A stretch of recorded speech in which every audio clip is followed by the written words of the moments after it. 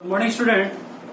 आज अपने इस क्लास में हम एमएससी थर्ड सेमेस्टर में जो प्लांट पैथोलॉजी का पेपर है उसकी थर्ड यूनिट में जो फंगल डिजीजेस का हम अध्ययन कर रहे हैं उसमें आज एक नई डिजीज है brown spot disease of rice. इस डिजीज का हम आज अध्ययन करेंगे। ये जो डिजीज है इस डिजीज को हेलमिंथोस्पोरोसिस के नाम से भी जाना जाता है। क्यों जाना जाता है इसके बारे में हम आगे बताएंगे। जो ब्राउन स्पॉट डिजीज है ये brown spot disease world wide होती है। जहां जहां पर भी राइस पैडी की क्रॉप ली जाती है वहां ये डिजीज प्रोड्यूस होता है, डेवलप होता है। भारत में भी जो विभिन्न जो ग्रोइंग स्टेट्स हैं, राइस ग्रोइंग स्टेट्स है, वहां पर ये डिजीज देखने को मिलती है और इस डिजीज के कारण से कई बार 90% तक भी इकोनॉमिक लॉसेस रिकॉर्ड किए गए हैं। इस डिजीज को बंगाल में द ग्रेट बंगाल फैमिन के नाम से भी जाना जाता है और ये डिजीज एक प्रकार से एपिडेमिक डिजीज के रूप में जानी जाती है, महामारी के रूप में जानी जाती है। इस डिजीज को इंडिया में जो फर्स्ट टाइम रिपोर्ट किया था वह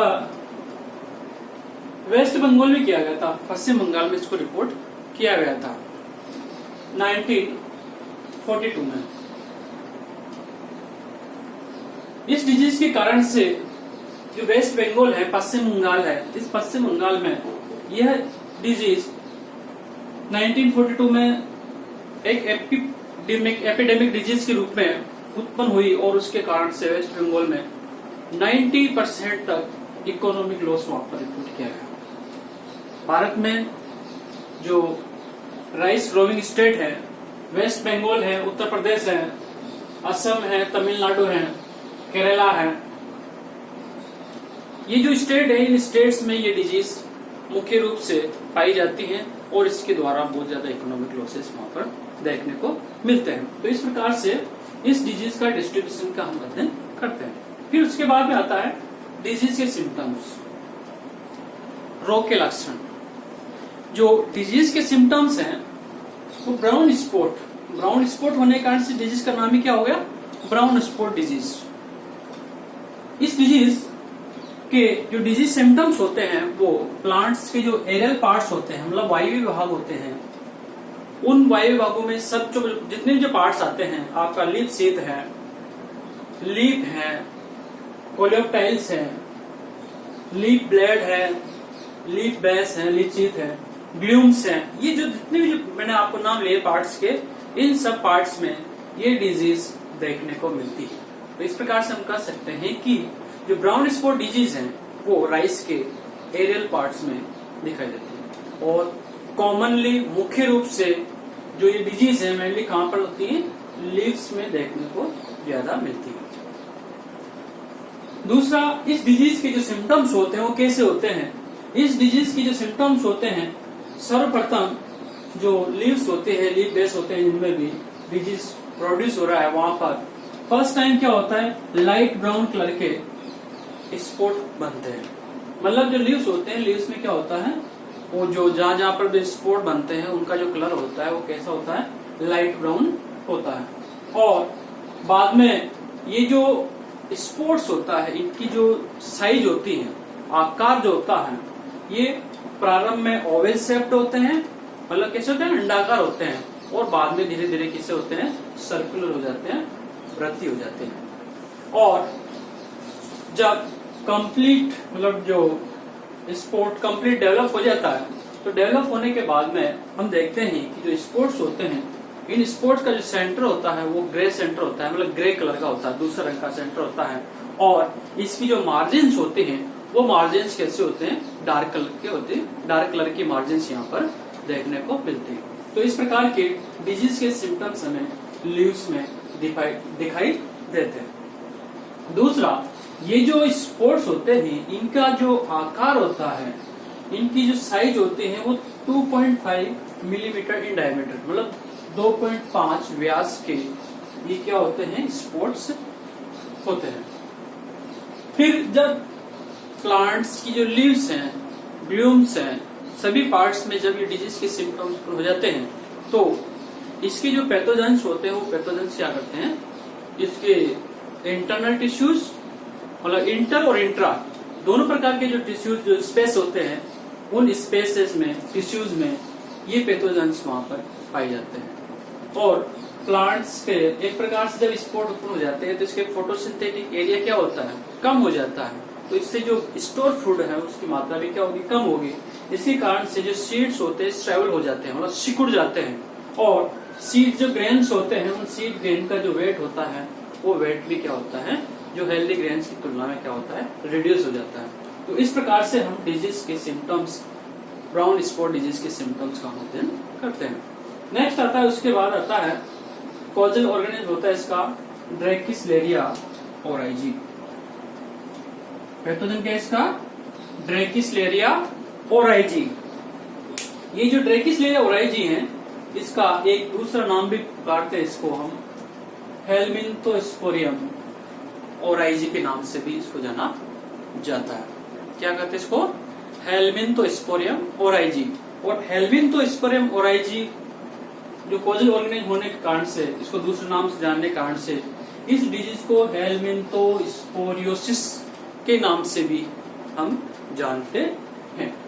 ये जो फंगस होता है, ये जो कवक होता है, ये कवक एक प्रकार से हाइपे होता है, कवक तंतु के रूप में होता है, और जो प्लांट्स होते हैं प्लांट्स के इंटर और इंट्रा दो स्पेसेस होते हैं, उन स्पेसेस में टिश्यूज में ये पैथोजेंस वहां पर पाए जाते हैं।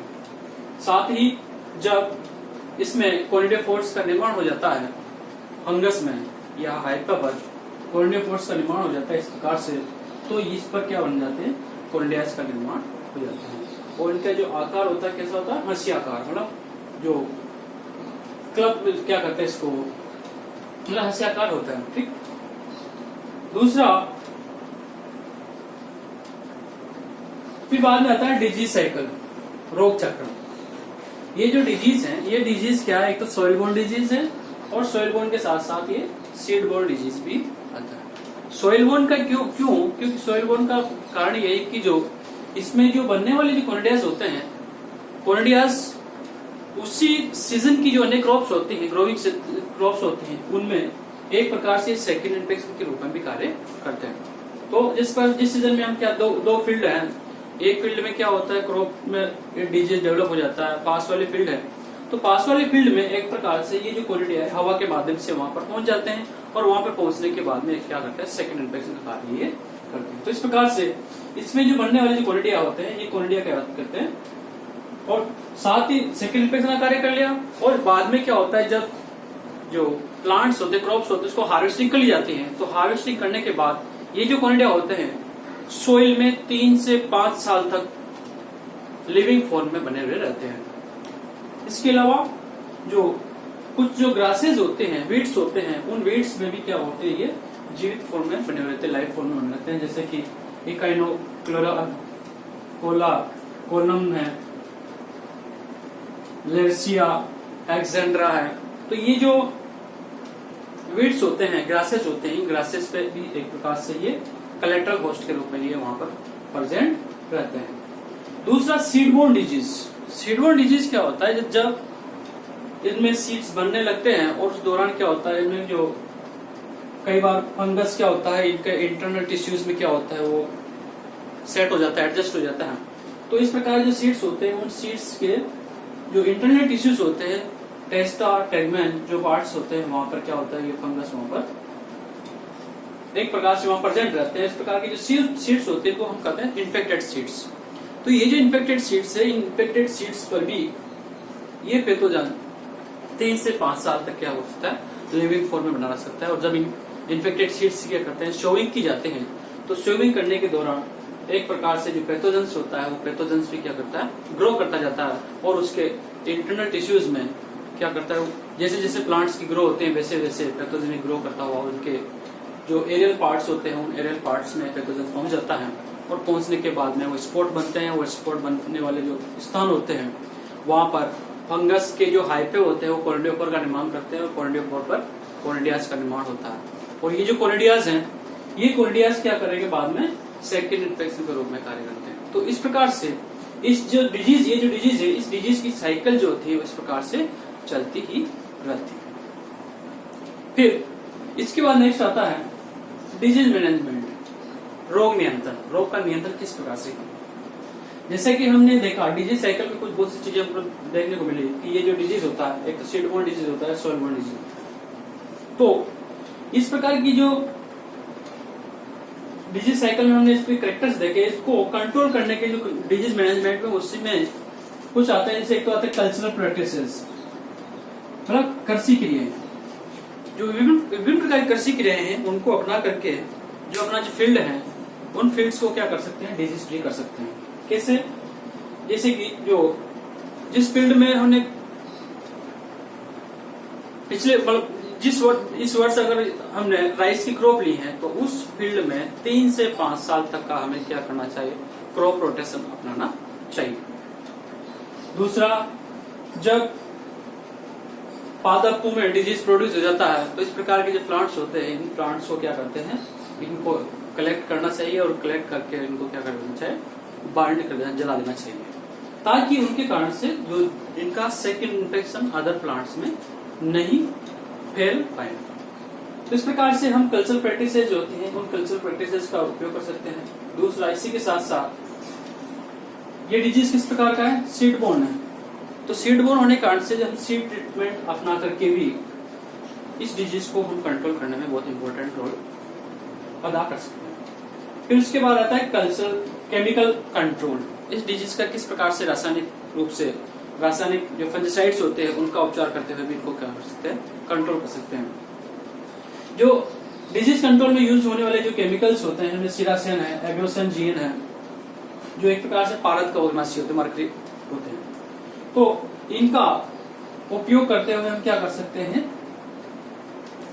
इस डिजीज को कंट्रोल किया जाता है। इसी प्रकार जैसे जापान है, जापान में मर्क्यूरी क्लोराइड्स, इस मर्क्यूरी क्लोराइड्स का स्प्रे करके भी क्या करते हैं, इस डिजीज को कंट्रोल किया जाता है।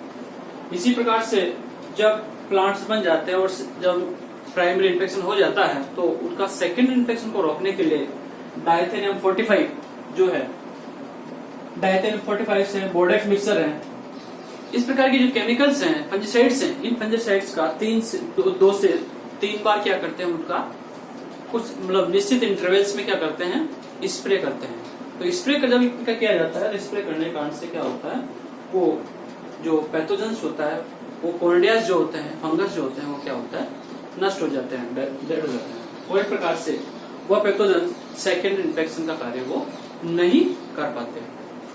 फिर उसके बाद आता है disease resistant varieties. Disease resistant varieties वो वेराइटीज होते हैं जिनमें पैथोजेंस उन वेराइटीज में क्या करता है, अटैक नहीं कर पाता है, और एक प्रकार से वहां पर क्या होता है, वो जो क्रॉप्स होती हैं वो क्रॉप्स कुछ पैथोजेंस के अटैक से क्या होते हैं, बच जाती हैं। साथ ही जो सर्टिफाइड सीड्स होते हैं उन सर्टिफाइड सीड्स का उपयोग होना चाहिए। डिजीज रेसिस्टेंट वेराइटीज में है पद्मा है, जो राइस की वेराइटी है, DRV है, इसी प्रकार से IR24 है। तो ये जो 2 वेराइटीज का मैंने नाम लिया है, इस प्रकार की वेराइटीज को हमें राइस की क्रॉप लेने के लिए, राइस ग्रो के लिए हमें क्या करना चाहिए, उपयोग करना चाहिए, जिसके कारण से इस डिजीज को हम कम से कम कर सकते हैं, कंट्रोल कर सकते हैं। तो इस प्रकार से इस डिजीज का हम अध्ययन करते हैं। दूसरा, ये जो डायग्राम है, ये डायग्राम दिखा रहा है, ये कोनिडियाज है। ये क्या होता है, जैसे मान लीजिए ये माइसिलियम होता है, कवक ये है, इन कवक में क्या होता है, इस प्रकार से कुछ जो शेप्स होते हैं, क्लब शेड होते हैं, मुद्राकार हो जाती है, और क्लब शेड जो हाइपे हैं उनमें क्या होता है, इस प्रकार के जो क्लब शेप ये मुद्राकार क्या होते हैं, हंसियाकार क्या होते हैं, इनमें किसका निर्माण हो जाता है, कोनिडियोफोर्स पर कोनिडियाज का निर्माण हो जाता है। ये जो कोनिडियाज हैं, यही कोनिडियाज क्या करते हैं, उस सीजन की जो अन्य क्रॉप्स हैं, अदर फील्ड वाले, वहां पर क्या करते हैं, सेकेंडरी इन्फेक्शन का कार्य करते हैं। अदरवाइज जब प्लांट की हार्वेस्टिंग कर ली गई तो ये कोनिडिया क्या करते हैं, उस सोइल में 2 से 3 साल तक क्या करते हैं, वहां लिविंग फॉर्म में पड़े हुए रहते हैं, या इनके जो कलेक्ट्रल होस्ट होते हैं, उन कलेक्ट्रल होस्ट, जैसे मैंने आपके नाम बताया था, ये जो होता है इकाइनोक्लॉ कॉलम है, लेक्सिया, एक्जेंड्रम है, तो इनमें क्या होते हैं, ये जिविंग फॉर्म में बने रहते हैं।